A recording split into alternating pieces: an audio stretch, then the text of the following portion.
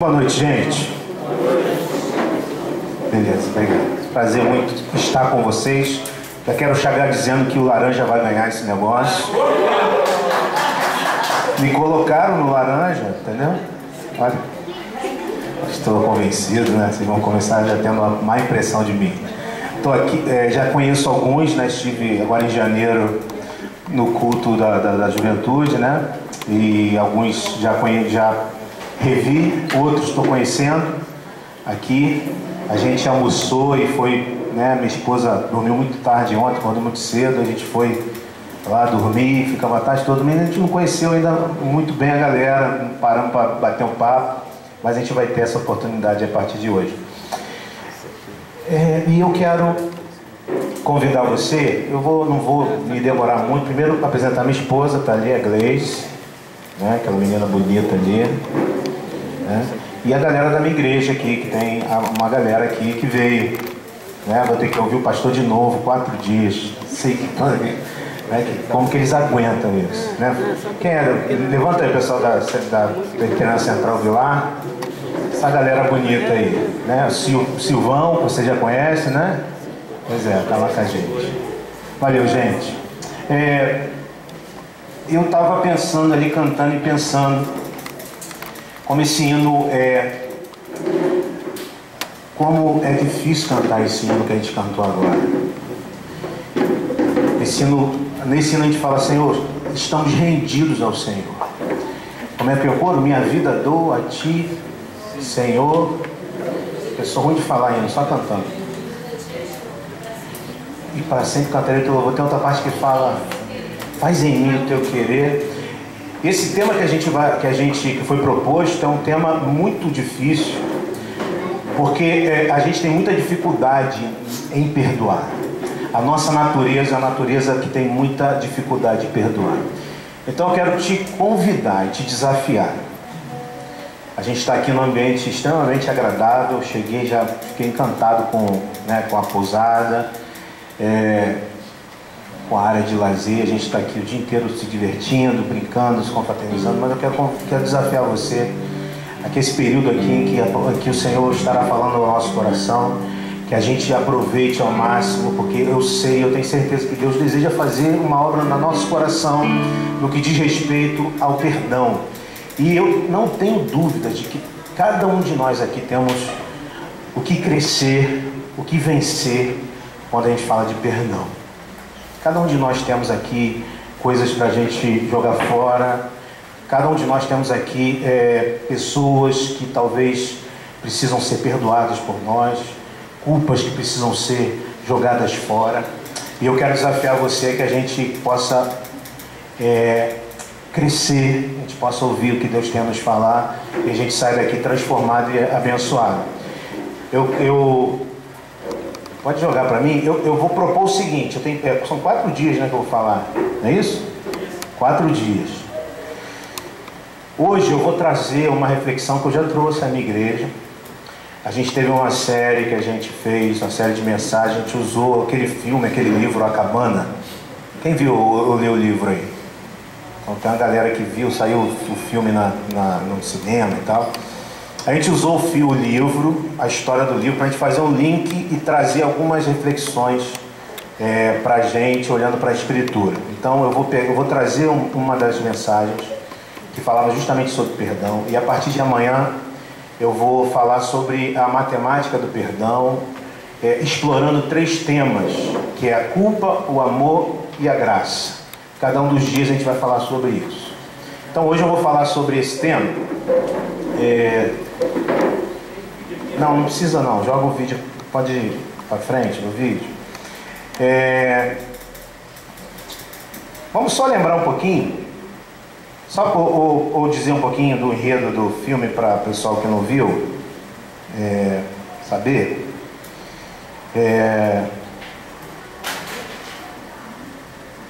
Vocês estão conseguindo ver lá, enxergar bem?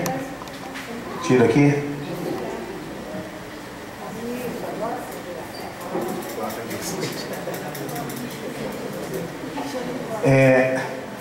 Esse livro, o filme, divide opiniões, né?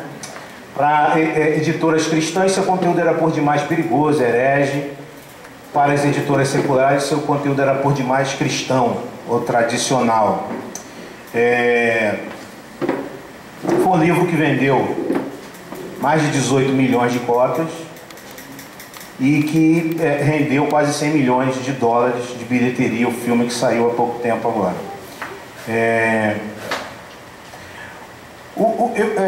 Para quem viu o filme, eu queria, talvez você não saiba, o filme e o livro se passa dentro de uma história de um homem chamado Mackenzie Phillips, que é um homem que nasce na igreja, cresce na igreja, e ele tem uma série de problemas com seu pai. Seu pai era um alcoólatra, embora fosse um líder da igreja, violentava sua mãe, teve uma série de dificuldades. E ele cresce e ele tem uma família, ele é um homem religioso. Ele vai à igreja e normalmente com sua família. Mas acontece um episódio que muda a vida dele, que é justamente ele pega seus filhos e vai para um acampamento, e a sua filha mais nova, se eu não me engano é Missy o nome dela, ela desaparece. Ele dá uma distraída, ela desaparece, e eles ficam procurando e eles descobrem que ela foi violentada e morta por um camarada doente. E a partir daquilo ali, aquilo mexe tanto, e não é para pouco, mexe tanto com a vida do Mackenzie Phillips, que ele se afasta de Deus. O questionamento dele é esse: por que Deus deixou a minha filha inocente, deixou que isso acontecesse? Se Deus é tão bom, por que Ele deixa que situações adversas aconteçam na minha vida? E ele, depois de 4 anos, se eu não me engano, ele recebe uma carta o convidando para ir à casa onde a sua filha havia sido encontrada, o vestido dela havia sido encontrado. E o remetente é papai. Ele fica intrigado, achando várias coisas, e decide então ir para a cabana. E ali na cabana ele tem um encontro com Deus, e aí vem aquela parte toda polêmica, né?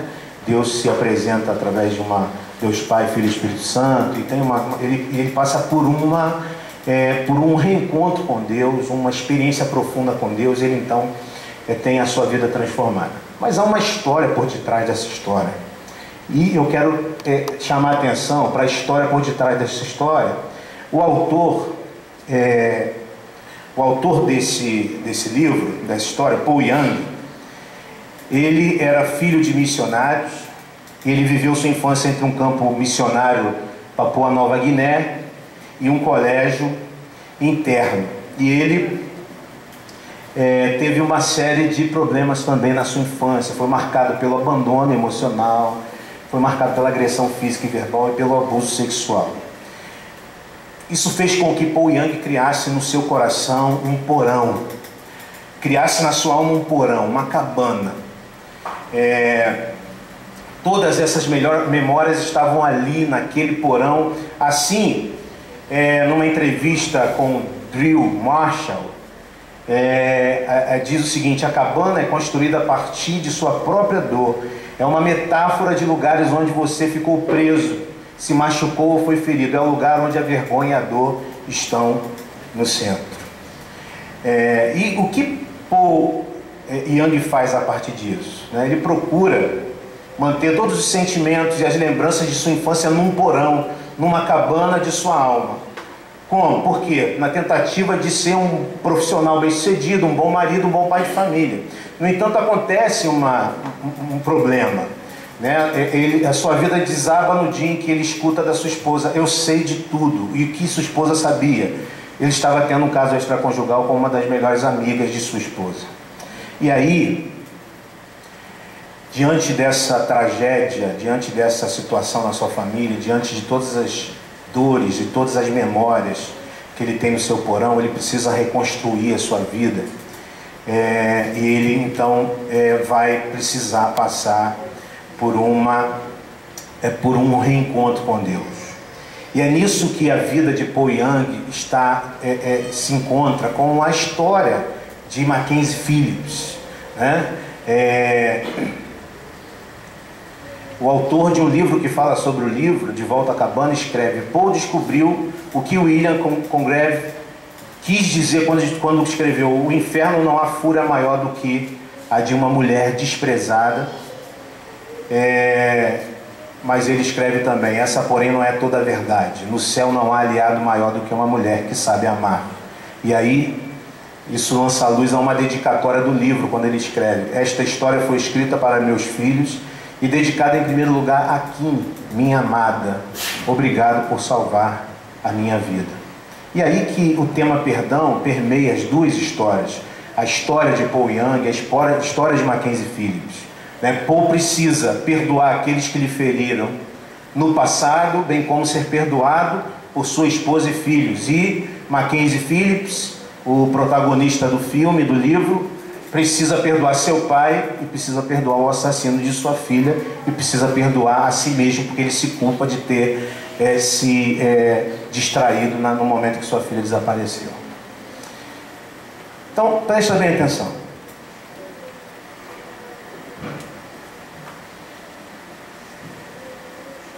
Quero te mostrar um gráfico. O que acontece quando nós somos alvo de ofensa, somos alvo de traição, somos alvo de decepção? Está aqui retratado nesse gráfico que eu vou te mostrar. Primeiro, agressão, traição, ofensa gera dor emocional. Deixa eu te dar uma boa notícia. Se você viveu na sua vida situação em que você foi agredido, foi traído, foi ofendido, você sentiu dor emocional, você é perfeitamente uma pessoa normal. Sabe por quê? Porque é isso mesmo.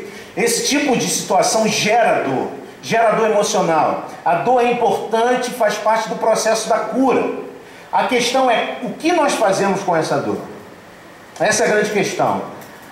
Quando nós optamos pelo rancor e pela amargura, quando eu decido que vou me alimentar diariamente das lembranças do que a pessoa me fez, quando eu decido que vou checar e cuidar de que a minha mente não se esqueça de nada do que eu sofri, quando eu quero que essa amargura persista, isso gera em mim um sentimento de vingança, um sentimento de retaliação. É daí que surgem aquelas expressões do dia a dia, que às vezes a gente fala, um dia essa pessoa me paga. Oi? Castigo vem a cavalo, vingança é prato que se come frio. O mundo dá voltas. Você nunca falou isso? Duvido. A questão é que um dia chega uma situação propícia, e aí você vai e agride, e aí você vai e ofende, aí você vai e dá o troco. O que a gente não se apercebe é que agora você é o agressor, você é o ofensor, e agora quem te ofendeu, quem te agrediu, passa a ser o ofendido, passa a ser o agredido, e aí ele sente dor emocional, e aí ele decide seguir a opção do rancor. E aí quando puder, ele vai também devolver, vai te agredir. Isso se torna um ciclo vicioso que gera uma prisão. Isso acontece nas nossas vidas. Eu sei que acontece na sua vida, porque acontece na minha. Isso acontece tanto no nível macro. Nível macro, por exemplo, o exemplo eu dei lá naquele sábado, é a guerra entre os judeus e árabes lá na Palestina. Um grupo palestino solta uma bomba que mata 5 judeus, aí os judeus vão lá, soltam uma bomba que mata 7, aí faz a conta. Estão devendo 2. Aí vai os árabes e lançam a bomba, matam 20, menos 18. E aí vai. E é essa loucura e a quantidade de mortes que nós estamos vendo. Mas isso acontece também no nível micro, no cotidiano das nossas vidas. Quer ver? O marido pede um café à esposa. E ela não está num dia muito bom e ela diz assim: pega você.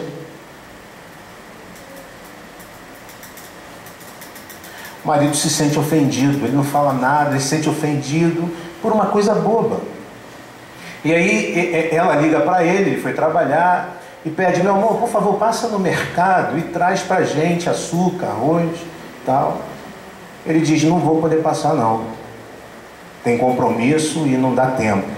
Ele pode, mas ele está magoado, ele está chateado com aquela palavra boba. E ele chega em casa sem que ela pediu e pergunta pela janta. Pronto. Aí ela diz: meu amor, se vira. Não é assim que acontece muitas vezes com a gente?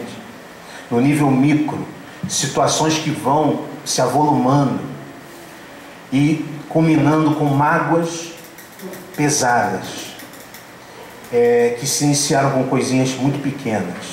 E aí começa um desprezo diário, e começa uma insensibilidade rotineira.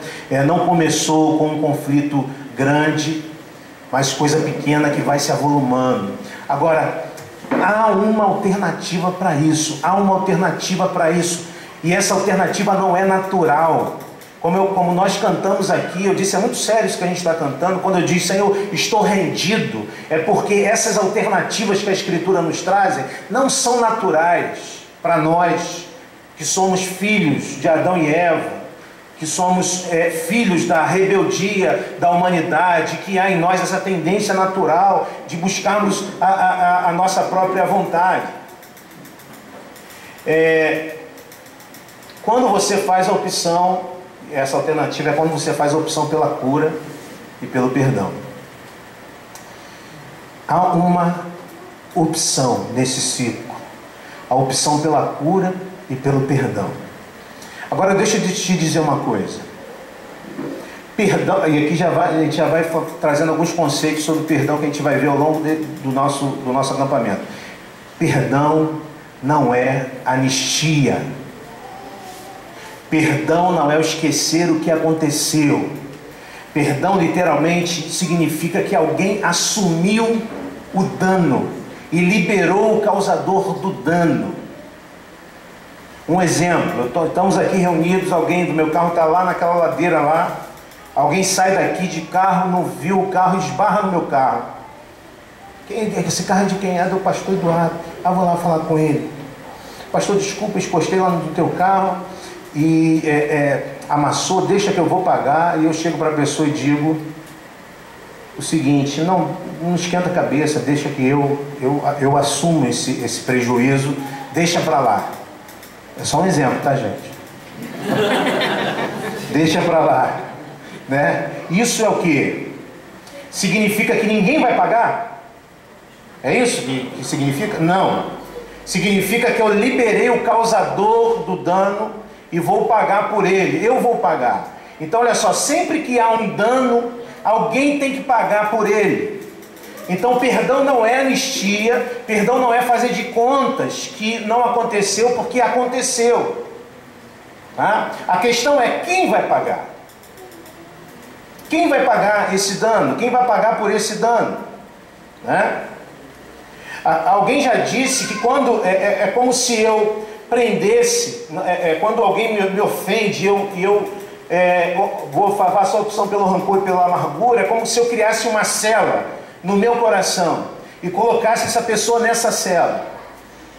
O problema é o seguinte: a pessoa não está na cela e você é o carcereiro que está ali todos os dias, todos os minutos, para não deixar você se esquecer daquela dívida. Portanto, a pergunta que eu faço é: quem é o prisioneiro dessa prisão? É a pessoa que não foi perdoada? É a pessoa que te ofendeu? Não, é você.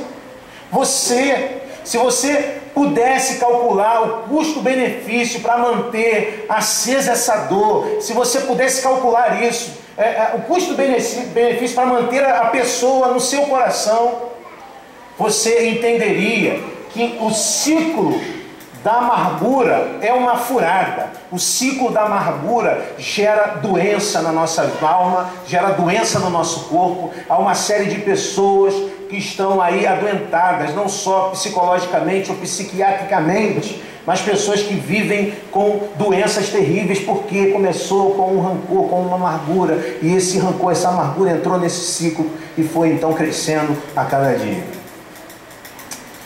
Portanto, a opção é essa. Alguém me agrediu, alguém me traiu, alguém me ofendeu, isso gera uma dor emocional, é inevitável. Mas em vez de optar pelo rancor e pela amargura, eu faço a opção pela cura e pelo perdão. Eu identifico o dano, porque eu vou ter que ficar com esse dano.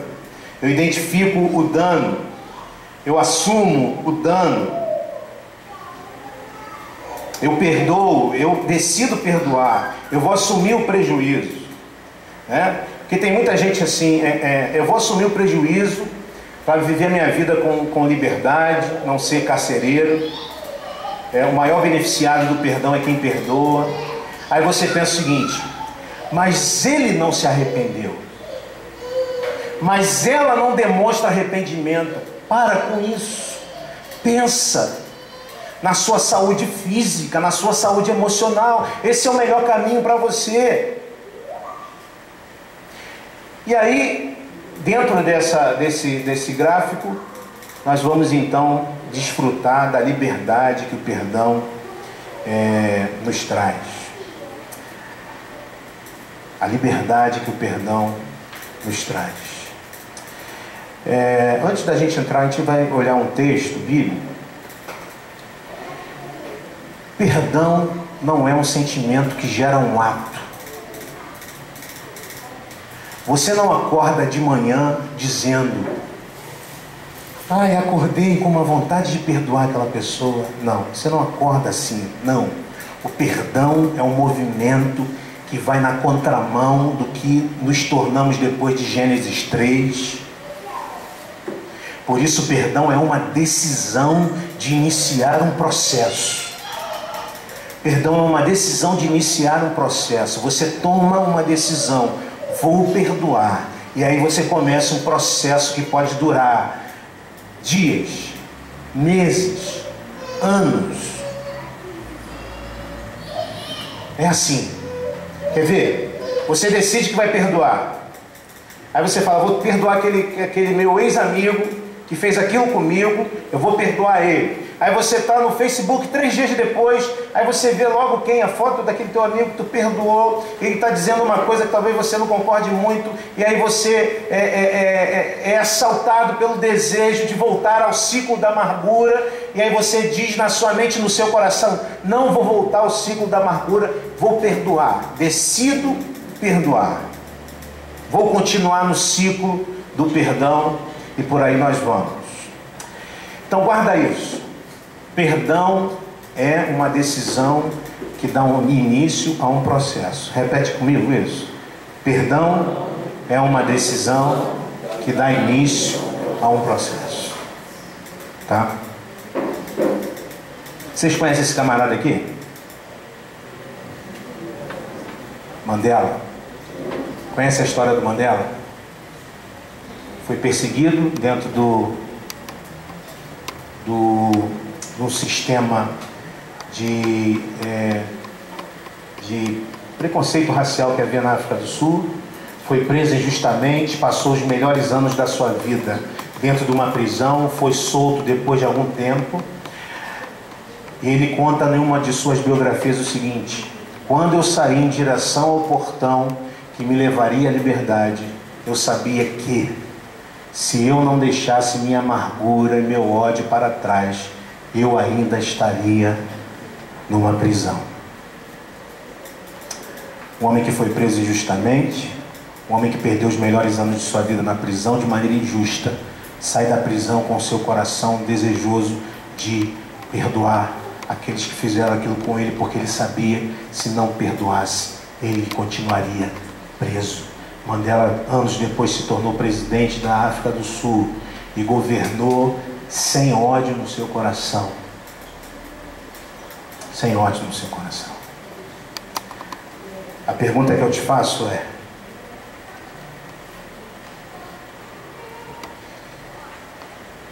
como fazer essa curva?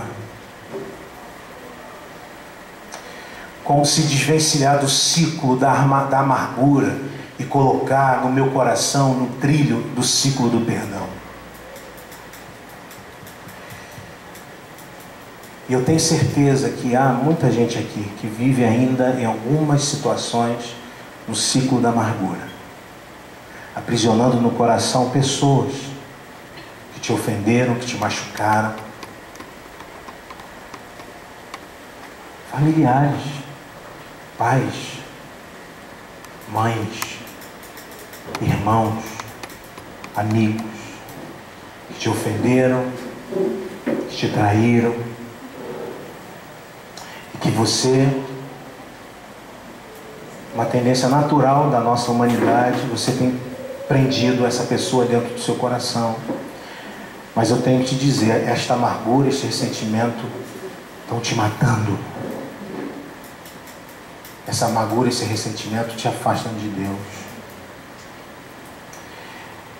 Portanto, meu querido irmão, minha querida irmã, eu queria propor um texto. Esse texto aqui, Efésios 4, 31 e 32. Você lê junto comigo? Dá para enxergar aí? Vamos ler juntos? Dá não? É a coluna. Vamos lá, quem pode ler, lê comigo. Livrem-se de toda amargura, indignação e ira, gritaria e calúnia, bem como de toda maldade. Sejam bondosos e compassivos uns para com os outros, perdoando-se mutuamente, assim como Deus te perdoou em Cristo. Muito bem. Aqui há o seguinte: primeiro, o imperativo. Livrem-se de toda amargura, indignidade, ira, gritaria e calúnia, bem como toda maldade.